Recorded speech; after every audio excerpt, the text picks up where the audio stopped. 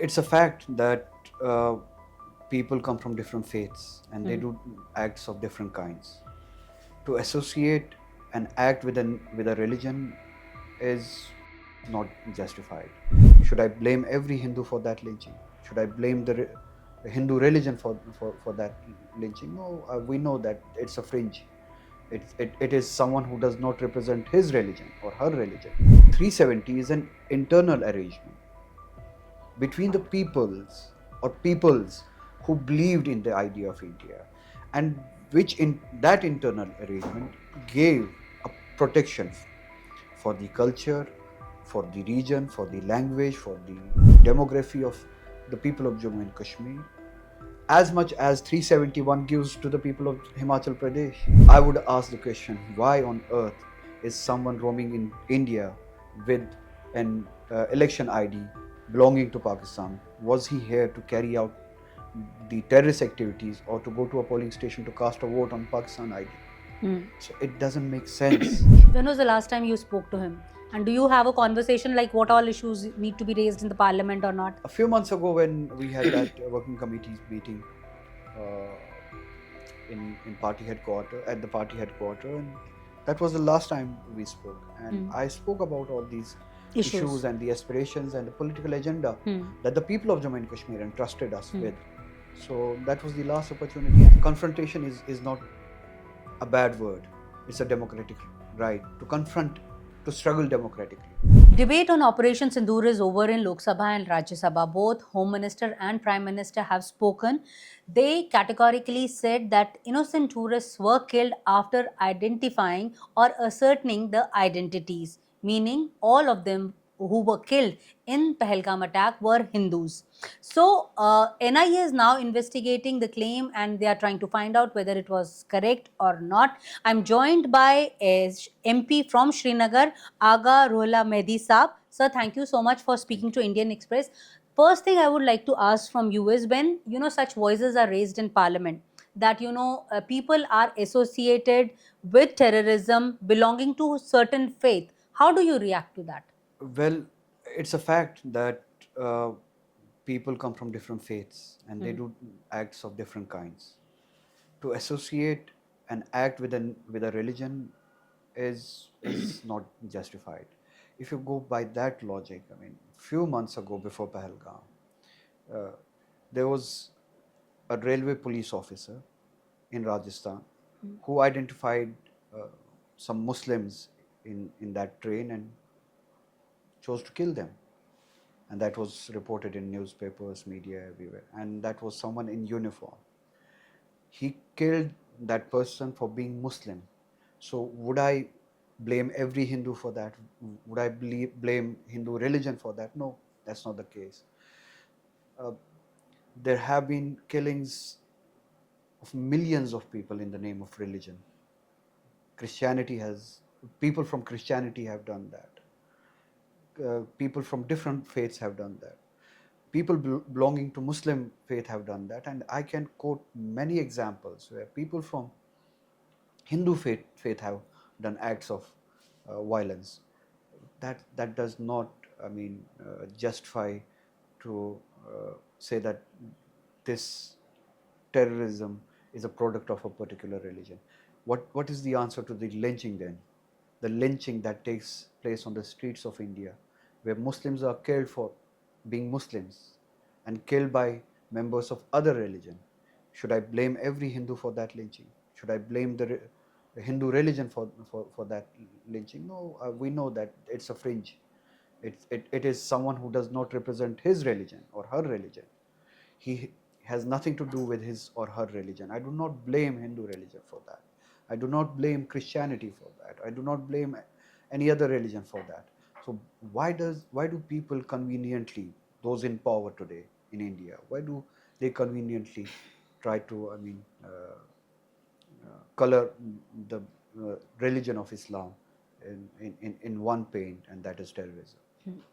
As this debate when it was going on, many believe that this was the time when issue of statehood should have also been discussed. Some MPs, including you were also hopeful. Do you think this is an opportunity lost? every day is an opportunity lost, and this one especially, yes. Not only about the statehood, but also about the 370, which was snatched from the people of Jammu and Kashmir undemocratically. And this was an opportunity to debate the question, because one of the reasons that BJP gave for abrogation of Article 370 and undemocratic abrogation of Article 370 was that they said that the terrorism and militancy in Jammu and Kashmir is only because of 370. And once 370 is removed, the terrorism and militancy will go and it will vanish. We said that 370 is an internal arrangement. It has nothing to do with the idea of secessionism, the idea of separatism. It has nothing to do. Those who believe in separatism do not believe in 370 because they do not believe in the Constitution of India. Article 370 is an article of the Constitution of India. Those who believe in separatism have nothing to do with 370. With or without 370, they would want to continue the activities they believe in.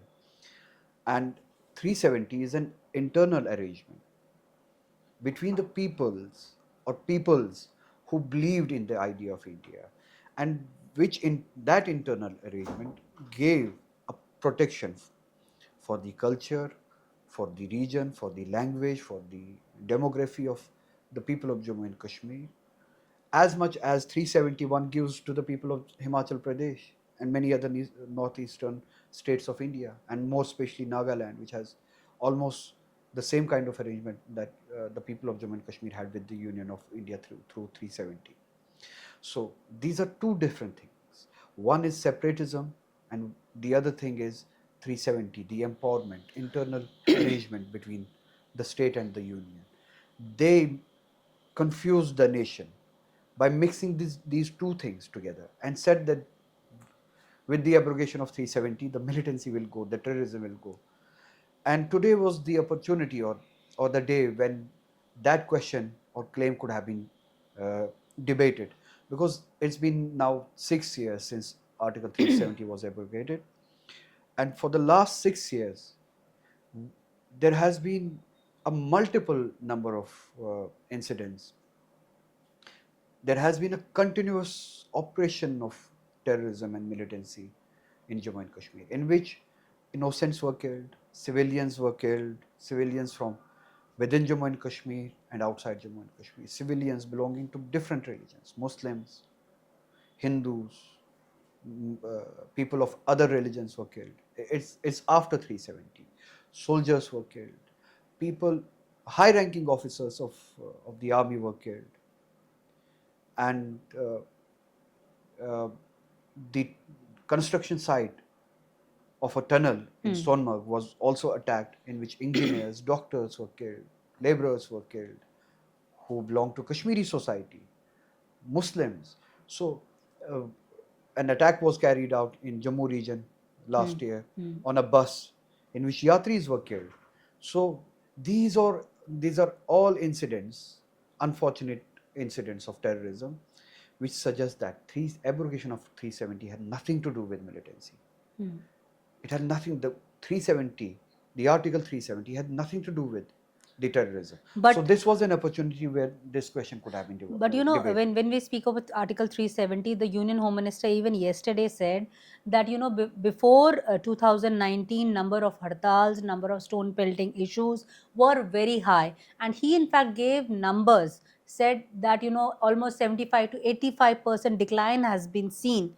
So do you agree with And that? and do you that think was- that brought a change? And that was incomplete argument.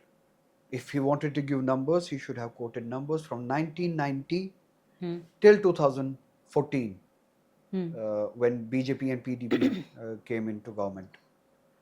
The rise of militancy in 1990s and the decline in militancy till 2014 in the same militancy. It was not Amit Shah who brought that decline in the militancy.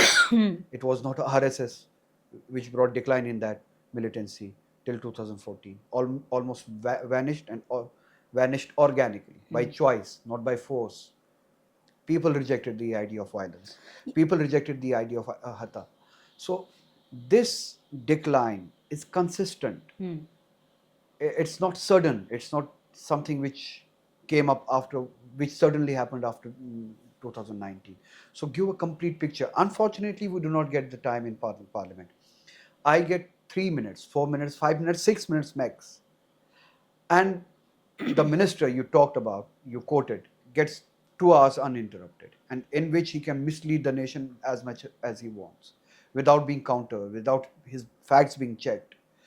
We want a chance in the parliament, same amount of time, in which we could counter with facts and tell the nation the reality about 370, the violence after 370, before 370, the sacrifices the people of Jammu and Kashmir gave before the abrogation of 370 to fight the same terrorism and militancy. Yesterday, he also said, as far as the Pahalgam attack is concerned, 3 terrorists who were responsible have been killed. They have been eliminated. Do you feel that Pahalgam has been avenged? And he gave a timeline also, like how they were tracked down and how they feel that it has been verified and cross-verified that these 3 people, these 3 Lashkar terrorists were responsible. Well, the most important evidence that he thought would be enough and he gave is that these terrorists carried voter IDs and chocolate wrappers. And those voter IDs belong to Pakistan, the chocolate makers are in Pakistan. So that's the evidence. So if you were free to ask the question, and if we were given the opportunity to ask the question, and without being called anti-national and terrorist sympathizers for asking the genuine questions, I would ask the question, why on earth is someone roaming in India with an election ID belonging to Pakistan? Was he here to carry out the terrorist activities or to go to a polling station to cast a vote on Pakistan ID? So it doesn't make sense. Anyway, whatever information was given to us, we take that information because we do not have avenues, we do not have the right to check. And we would want to check because we, all of us, people living across from Kashmir to Kanyakumari, would want to be sure that those who carried out that activity in Pahalgam are not scot-free, are identified and killed. Yes. And we do not want that someone else, although as much as involved in terrorism as those were, are labeled as someone who carried that activity, and the actual people who carried out that activity are still scot-free and they are unquestioned. Their links, their patronage, their supplies, their support is not established. We would want, ideally, I would have wanted someone like Kasab among them to be caught alive and then questioned, and the links between them and the originators of that attack was established in front of the world and the justice was done. See, as far as this case is concerned, even, though opposition has been saying that no accountability has been fixed, but the Lieutenant Governor of Jammu and Kashmir recently admitted that there was a security lapse and he, in fact, feels responsible. How do you view his statement? Then the head should rule. And we have been saying that this government is responsible for the lapses as much as the previous governments were responsible for their lapses. Therefore, the head should rule. Where's the accountability? Does it stop there? Okay, he said he's responsible. But what after that? Where's the accountability? Where's the punishment? Had it been a Muslim chief minister governing the state with security forces under his control and same kind of an incident, if it had taken place, the vicious atmosphere would have been created in the country against that chief minister, or accountability would have been called for that chief minister, and rightly so.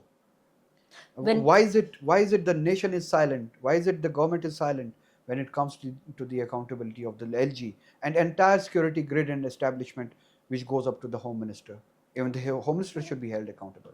When we speak about the chief minister, do you think that chief minister has been raising the issue of statehood at the right platforms? Because you have always said that he is still very soft on Delhi. I would want to remind one thing, that his responsibility is not to raise the issue of statehood, because his mandate is to raise the issue of 370, because the status to which the people of Jammu and Kashmir were degraded on August 5, 2019 is unacceptable to the people of Jammu and Kashmir.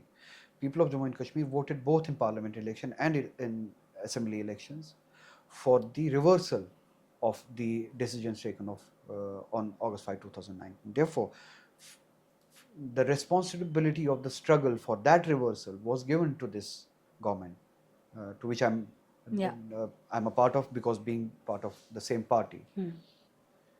We were given this responsibility to struggle, to launch a struggle, to launch a movement for the reversal of those decisions. Therefore, every day that we lose, every opportunity that we lose, is kind of a betrayal with the people of Jammu and Kashmir and betrayal with that mandate. Therefore, we have to get our act together, find allies, find forces who understand the importance of diversity and federal structure, the protection of states and their identities.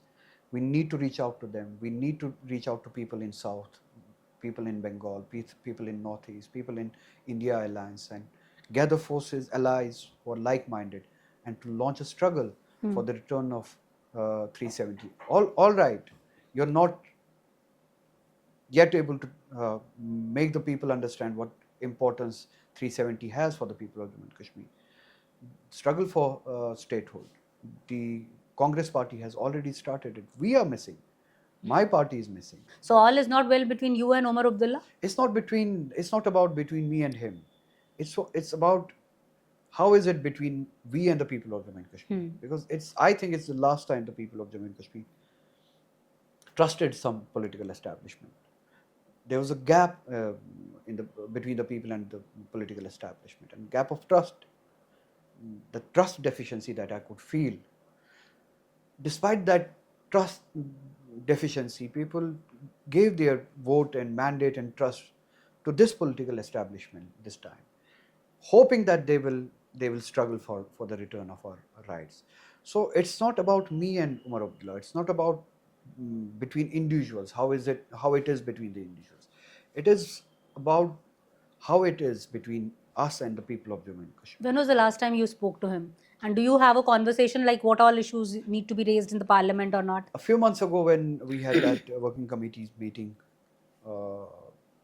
in party headquarters, at the party headquarters, and that was the last time we spoke. And I spoke about all these issues and the aspirations and the political agenda that the people of Jammu and Kashmir entrusted us with. So that was the last opportunity, and after that. Do you think that he is not doing enough to get the like-minded parties all together, as you were mentioning, like parties from the south? People in Kashmir want us to do more, and he might have his own strategy. He says that everything can't be a confrontation with the center. Well, we got the vote for the confrontation. I'm sorry for that, because the people entrusted us for that confrontation, because we promised them that we'll confront. And people gave us mandate for that. And confrontation is not a bad word. It's a democratic right to confront, to struggle democratically. And that confrontation is not something which is unheard of. South is entire South is confronting with the center for their rights democratically. Bengal is confronting with the center democratically for their rights. Many states in Northeast are confronting with the center for their rights. And this union is designed in a manner that the states have their right to protect their identity, and they have the right to have their own aspirations. And if they confront with the union, with the center, union has to ensure that every fund flows, which is the right of that state. Every policy flows, the functioning of the government and the state is not affected. So therefore, there is no harm in confrontation. It's your political agenda that see, you have to. the way you're talking, it seems like you two are following two separate paths. As I said, my commitment is with the people. My commitment is with the words that we gave to the people. We may have different strategies. I understand that, but I see a problem where I see that strategy not meeting with the aspirations of the people. There you can say we have different paths. I'm not shying away from that. What else can be done apart from by the national conference government, to raise this issue nationally? As you were mentioning that getting all the parties together is one. 370 was abrogated and we were called anti-nationals for having 370. Today you have voices from South as strong as Stalin asking for autonomy for his state. So today you are not alone. Now it's your duty and your opportunity to go and meet these allies who are aspiring for autonomy, stronger federal structure, to make them understand what you aspire for today is what we had in N370, what we lost yesterday. So today you are not alone. You have forces, you have allies, but the problem is you are not reaching out to them. You are not raising your struggle. You are not flagging your issues. You are not identifying yourself with them. You are not reaching out to them. You are not calling them to your own place. He should have called Stalin and other leaders from South multiple times in Kashmir till now, organize seminars for them, organize interactions for them with the people, organize speeches for them, both ways, from the people and from these leaders. Two-way interaction. He should have went to many other states, states like Bengal, states like South India, states like Punjab, and ask for their support. These are the forces who have a substantial number in the parliament. We in Jammu and Kashmir do not have a substantial number in the parliament. Our number goes up to 6. That's the max that we can have. But these are the political forces who have substantial number in the parliament and who have a substantial role in the discourse of the nation. So your autonomy, which was taken away from you, is the aspiration today for the states of the southern India. So you have allies, you have uh, people in Bengal who feel to who feel for the protection of their states. Therefore, the discourse has to come from your side, and you have to join the forces. You have to launch that struggle, launch that movement. I see in India Alliance having too much. Though it would be too early to say too much, enough understanding and enough desire to engage with the people of Jammu and Kashmir.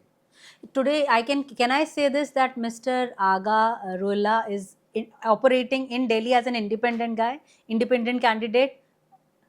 I'm operating in a manner I want my organization to operate in Delhi. And what Not about only in Delhi but in Kashmir as well. what about Ladakh? You know, I was also listening to Mr. Sajjad Kargali Saab. He was saying that you guys will also raise the issue of statehood of Ladakh also. Ladakh, which comprises of Kargil and Leh districts, is emotionally, sentimentally, and geographically as well close to us. It's part of Jammu and Kashmir. It's part of our identity. It's part of our history, and we feel incomplete without them. So when we aspire for the return of our rights, return of 370, return of statehood, we mean the statehood that we had, which included Ladakh, the people of Ladakh, who are very dear to us. So last question, what about, different states have been promoting their regional languages. I also heard you about, you spoke very passionately about regional languages, especially about Kashmiri. Please share your thoughts on that. Not only language, the culture that these regions have, they are very secure about their cultures, they are very sensitive about their cultures, their identity, their language, and they should be. Every Maratha identity, they are very sensitive, possessive about their identity, they should be, and we all should celebrate their identity. Tamilian identity, Dravidian identity down south, they are very possessive, sensitive about their language and culture, and they should be, and we all should celebrate that. Bengali identity in the same manner, Punjabi identity in the same manner.